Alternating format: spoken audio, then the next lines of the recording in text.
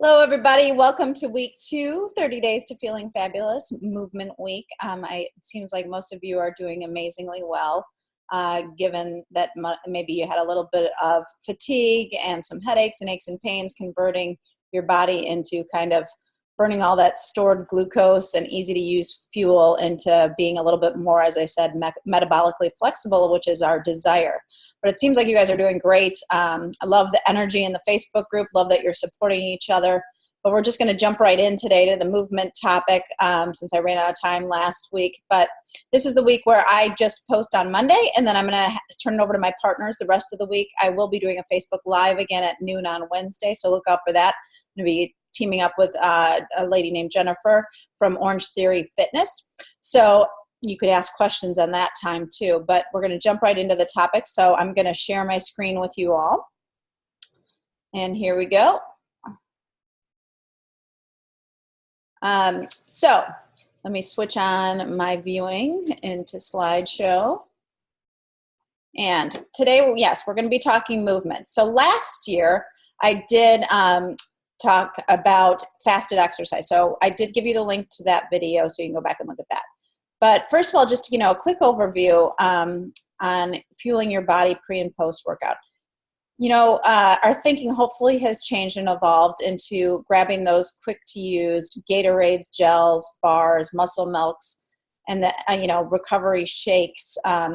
Those are things that we do not want to be putting in our body.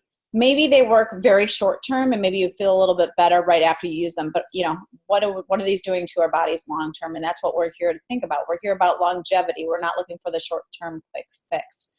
So do you think about what your body will absorb? Your cells, as I said, are taking in those nutrients on a daily basis.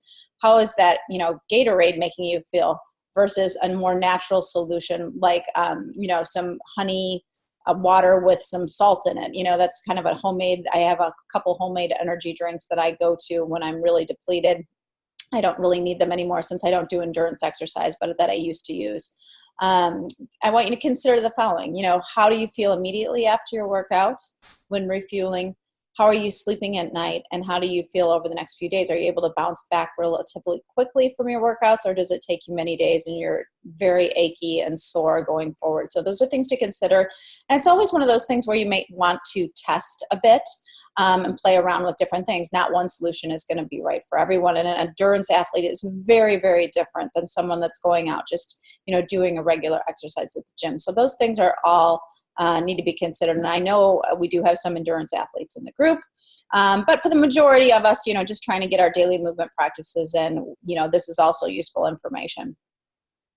So ideally, if you're working out in the AM, as I said, and you are working out for an hour or less, you don't really need to eat before you exercise. So last year I did do a whole video on fasted exercise and its benefits. So please watch that if you are interested. But there are some things that you should not. First of all, we're going to talk about the things you should not be eating before you exercise. And that's foods that are going to create gas and bloating.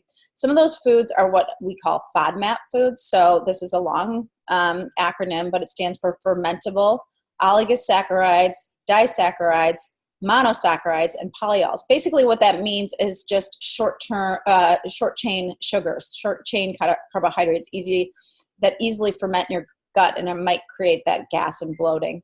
We also want to make sure we don't, rely on those artificial sweeteners and chemical laden products that I mentioned beforehand, the muscle milks, the Ensure, Gatorades, the quick burning energy gels, any of those things we kind of want to remove from our systems. And then also too much fiber. So people, going out for a long run probably don't want to have a big scoop of oatmeal beforehand because your body really has to work hard to digest that, and it's bringing all that blood to your gut, and it's very slow at emptying. So yeah, maybe if you eat it a couple hours beforehand, but not immediately before. And I wouldn't even say within the hour before you exercise. It's not something you want to do. And then also hard to digest fats. That kind of seems like I probably don't even need to say that, but things like bacon, eggs, cheese, again, super hard to digest. It's not, your blood is going to be focused on digesting that food, not on energizing you for your workout. So what do you eat? If you choose to eat, maybe you work out in the afternoon and you need something before you work out, or maybe you work out later in the morning and you're starving. So what do you eat? What I go to is the smoothie for the most part, or even my green juice. Something that's going to be easier to digest. It's almost pre-digested. The cell walls are broken down. You're freeing up energy for breathing, moving, and contracting muscles.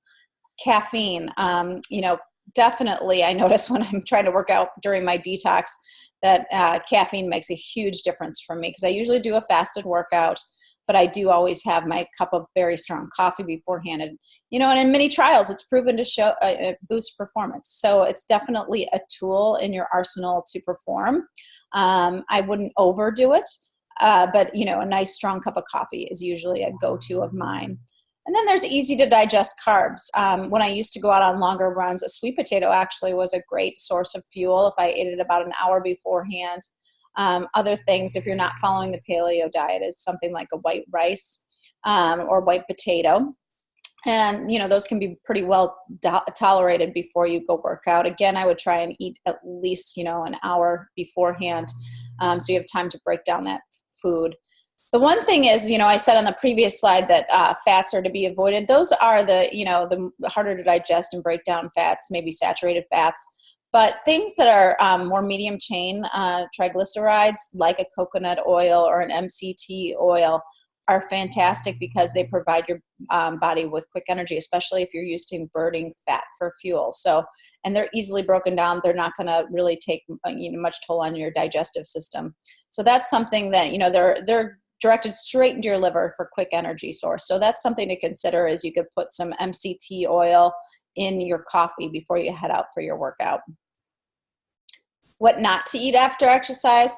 Well, for a long time, there was this whole thing about having to refuel immediately after you exercise, and getting within that hour window, refueling appropriately to make sure that you aren't breaking your body down. Studies have not proven that out at all. So there's not really any studies that have said you really need to do that. Now, there are cases where you will want to get within that hour time limit after you exercise, and that's more for those endurance athletes. Or say you have been doing a fasted workout for a long time, you've been already fasting for 14 to 16 hours. That's where you may want to consider getting that refueling in right away. Maybe if you're doing 2 workouts a day, if you're preparing for an event, or you're looking to pack on muscle as fast as possible, that's something where you would consider refueling as soon as possible. But you're definitely going to want to avoid those sugary, prepackaged shakes with fake carbohydrates in them, fake synthetic ingredients, heavy proteins like, big steak after you exercise. Again, your blood is all throughout your body. You don't want it to have to refocus. It's going to just feel like that meal is sitting in your gut for a long time. Fried foods, same thing. Sports drinks. Have you ever seen the list of ingredients on some of those things? It's really scary. A lot of these things, are even outlawed in some places. So definitely consider that when giving it to yourself as well as your children. And then high fiber foods. Again, after you have a workout and your blood is not there to digest that high fiber food, so it may just sit in your gut and feel like a lead balloon. So that's something to consider. So what do you want to eat after you move? After challenging exercise, that's actually the time where maybe you can eat a little bit more carb-centric dish, because you're much more insulin sensitive. Your cells are going to be uptaking that insulin and that glucose much more readily. So then, this is a time where you can have some honey in your tea or something like that, where maybe if you don't normally do that. But smoothies are a great source, and that's my usual go-to because you get kind of the appropriate mix of carb to protein. Usually people say that's about a 3-to-1, 4-to-1 ratio carb to protein. So it's really easy to do if you're adding fruit and a scoop of protein powder.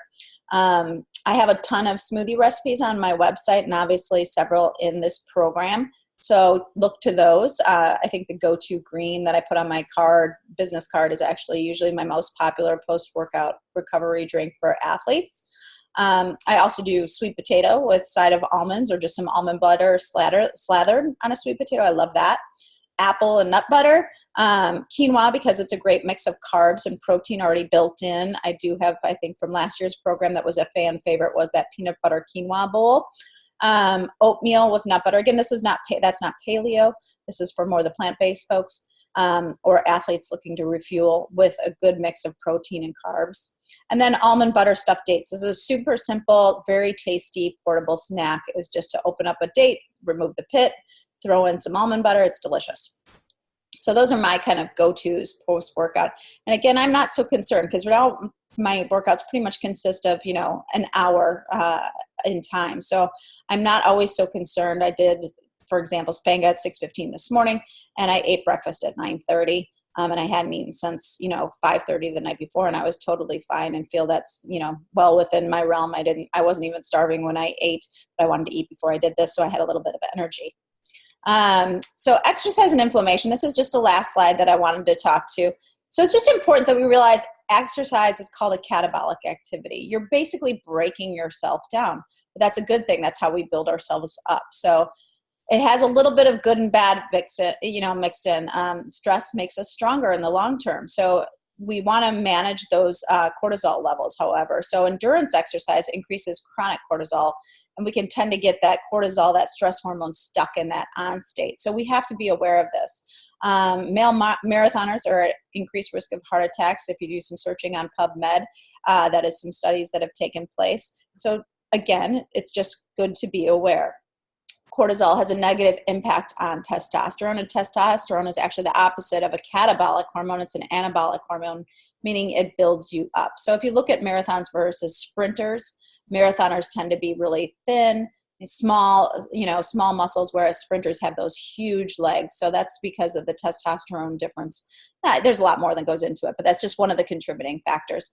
And I know if you're an endurance athlete, you just need to be aware and be considerate of you breaking yourself down and tearing yourself down, and a little bit of muscle wasting going on. That, you know, when I actually look back at pictures of myself when I was training for the Boston Marathon, I can see that I had a little bit of muscle wasting going on, and not the best for long-term health. So it's just something, again, to consider. Make sure that you're modulating that cortisol, doing active recovery to repair your body after it's gone through a strenuous workout. Make sure you're getting antioxidants. So antioxidants, the top vitamins are the acronym I remember is ACEs plus zinc, vitamin A, C, E, selenium, and zinc. Those are all the top antioxidants. There's antioxidant formulas out there that I know when I used to do a lot of running, I would take to do some repair on those cells that are breaking down. Also, make sure you're just giving yourself some rest. When we're training at high levels, you need to make sure you're taking naps if needed, that you're getting a massage, that you're incorporating some yoga, things like that, just for a nice balance, so you don't break your body down too much in the long term. So that's about it. We talked about mainly what to eat, but I do want to just stress that movement is essential in life. I mean, I love that quote. You can't change or evolve without movement. And, don't be intimidated by exercise. Just go out for a walk if that's what you want to do. I just think it's essential to move our bodies all day long, and not be that, stagnant, because things get stagnant and nothing goes well when things are sitting too long. So I hope you enjoyed, and good luck with week 2. I know you'll rock it. Take care.